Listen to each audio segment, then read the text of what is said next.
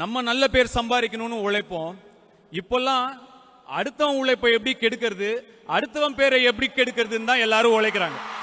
இந்த டைலாக் தான் தற்போது சோஷியல் மீடியாவை பயங்கரமாக ஆட்டங்கான வச்சிருக்கு அப்படின்னு சொல்லணும். இந்த டைலாக்கை தனுஷ் சொன்னதே நயன்தாராக்காக தான் அப்படின்னு பல பேர் சொல்லி வந்துக்கிட்டு இருக்காங்க. இந்த டைலாக்கை தனுஷ் அவர்கள் குபேரா படத்துடைய ஆடியோ லான்ச்சில் பேசியிருக்காரு. ரொம்ப கோவமாக பேசியிருக்காரு. யாரோ ஒருத்தருக்கு பதிலடி கொடுக்கணும் அப்படின்ற ஒரு குறிக்கோளை தான் பேசியிருக்காருன்றது நல்ல தெளிவாகவே தெரியுது. ஆனால் அது நயன்தாராவா அப்படின்னு கேள்வி கேட்டிங்கன்னா ஆமாம், நயன்தாரா தான்.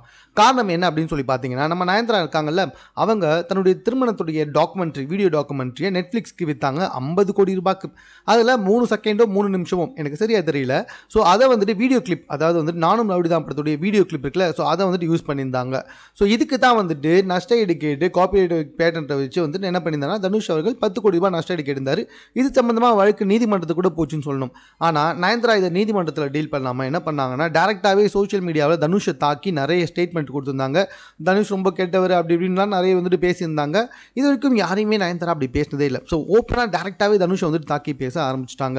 அது சம்பந்தமாக தனுஷ் இப்போ வரைக்குமே எதுவுமே பேசலாம். அந்த வன்மத்தை தான் குபேரா படத்துடைய ப்ரெஸ் மீட்டில் கக்கிட்டாரு, ஆடியோ லான்ச்சில் கக்கிட்டாரு அப்படின்னு சொல்லி வந்துகிட்டு இருக்காங்க. இந்த டைலாகை பார்த்தா அவங்களுக்கே தெரியும். இப்போல்லாம் வந்துட்டு தான் வாழும் நினைக்கிறத விட மற்றவங்க வந்துட்டு வாழக்கூடாதுன்னு நினைக்கணும், மற்றவங்க மேலே வந்துட்டு ஏதாவது பேசிகிட்டு இருக்கணும்னு நினைக்கணும் அப்படின்னு சொல்கிறது வந்துட்டு கண்டிப்பாக வந்துட்டு நயன்தாராவை தான் தனுஷ் சொல்கிறாரு. ஏன்னா தனுஷ் ரொம்ப லீகலாக அவர் தான் ப்ரொடியூசரு. ஸோ அந்த படத்துடைய 3 செகண்ட் வீடியோ காப்பியை வந்துட்டு அவங்க யூஸ் பண்ணதுனால அவர் வந்துட்டு காப்பிரைட் போடாது. இது அவங்க பேசியே தீர்த்துக்கிட்டு இருக்கலாம். பட் ஆனால் அதுக்குள்ளே நயன்தாரா வந்துட்டு ஆவேசப்பட்டு சோஷியல் மீடியாவில் போய் தனுஷை திரிதாங்க.